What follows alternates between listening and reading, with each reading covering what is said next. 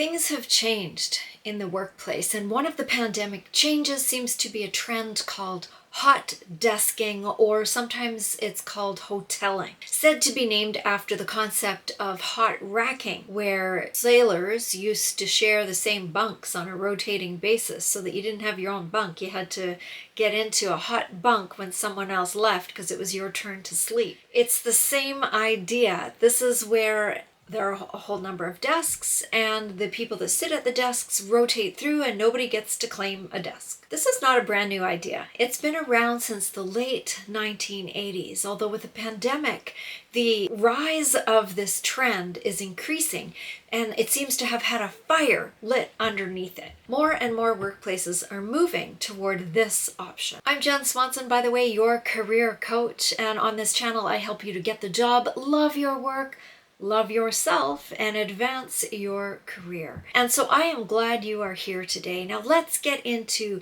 hot desking and how does it work exactly. Well, some workplaces allow you to reserve a spot to book yourself into a desk, but not a particular one. Others have rosters and schedules. It's a little bit more old school, and now there are apps. Of course there are apps, and you can go onto the app and you can organize yourself and book yourself into a desk the one time that you use it, just like a hotel room, hence the term hoteling. So why is this catching on? Well, given there is so much more flexibility now around remote working because of the pandemic and the fact that people realize that it does work, that people still work, that you have sometimes increased productivity when you allow people the flexibility to come and go. There are so many workers able to work from home now. Not everyone, I know, but there are a lot of people that are able to do that. And so this idea of hot desking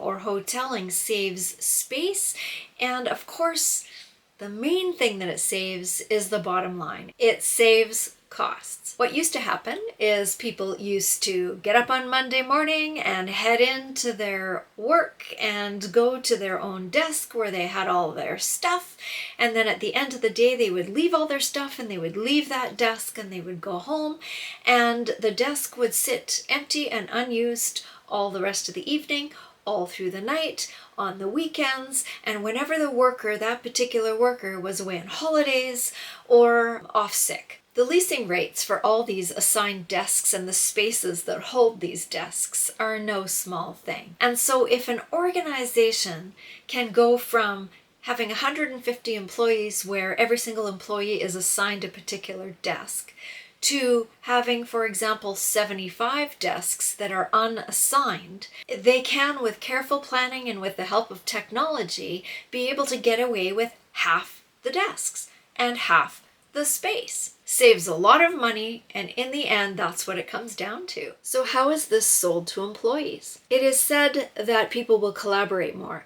It is said that there will be more creativity, there will be more spontaneous meetings, there will be more conversation. And if you aren't stuck beside the same exact people every single day, there could be the benefit of new ideas sparking and new things emerging. But is it a good idea? Does it actually work? Many people mourn the loss of setting up their own spaces with their own stuff that makes them feel comfortable throughout the day. Things like plants, things like pictures of your loved ones, things like your favorite personal mug, personal effects like hand lotion and tissue and sticky notes and little gadgets that you might have that help you to do things better, your own particular container of pens, your own favorite work clock. Do people still have work clocks? All that office stuff that you use during a day that you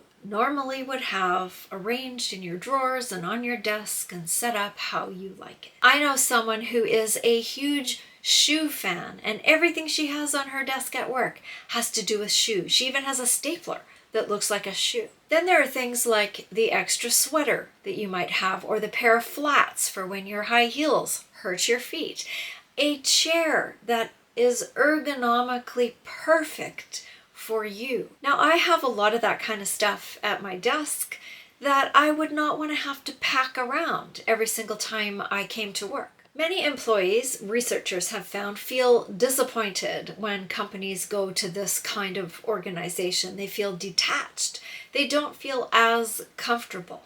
They feel like they might as well be working from home. Have you ever been to a workshop or a class that goes over a number of days and you find yourself a spot the first day, you connect with the person or two on either side of you, and then the next day you gravitate back toward that same spot? We human beings like familiarity. I can't say that word.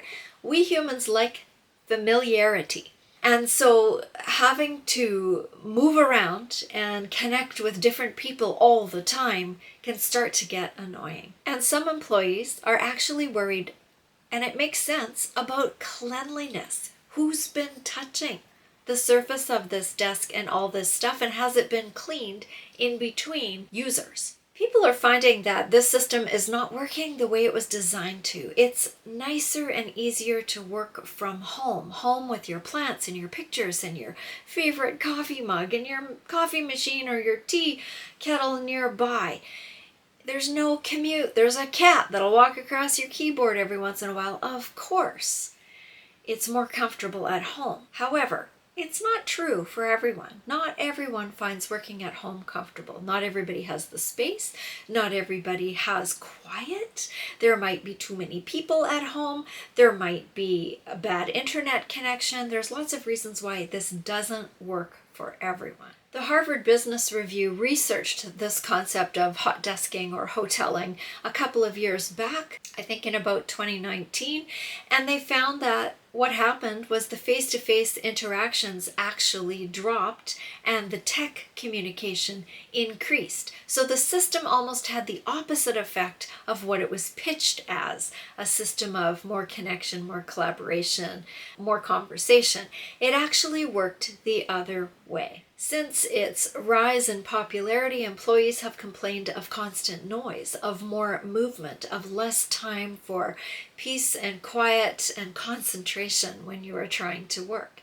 It is also really hard to have an impromptu meeting with a couple of the people on your team if you don't know where they're sitting, because they're sitting in different places each time and you don't even know if they are in the building. It can be a lot easier to connect with people over Slack or Discord or one of those communication systems than it is even to get up and start wandering around to see who was assigned to what desk. You can't turn to the person next to you like you could before, because that person might not be somebody who's working on the same kind of thing you are.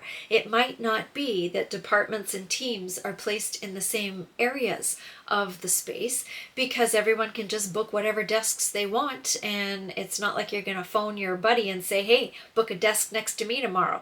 Maybe you will. And so it doesn't seem to be that easy. Again, this isn't saying that this doesn't work for some. If you always work from home, having a place to go where you'll have other human beings in 3D form, not on a screen, where you can go to a lunchroom and enjoy each other's company, when you can check in with people and have some impromptu conversations with whoever happens to be there, that just might be really, really lovely. I am an extrovert, and while I'm very lucky to be able to work from home much of the time, I really miss spontaneous conversations by the microwave or having a laugh with somebody that I run into who happens to be working in the office.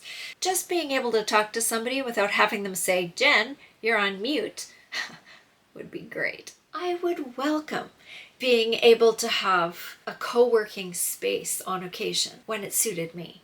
But I would not want to have to pack up my stuff every single day to go in Monday to Friday into the same kind of a space where I had to bring all my stuff with me. I think I would find that very difficult, especially if I was trying to get a particular desk in a particular corner and I couldn't always get it through the app in time. I think this concept could definitely work in the right situation and with enough flexibility.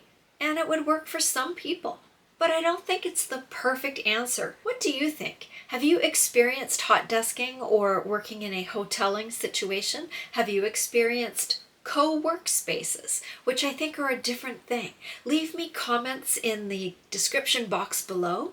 Hit like if you liked this content, and consider subscribing if you haven't yet. Next, I have a very quick video for you on how you feel about change. If you'd like to think about that for a couple of minutes, Click the next video and I'll see you over there.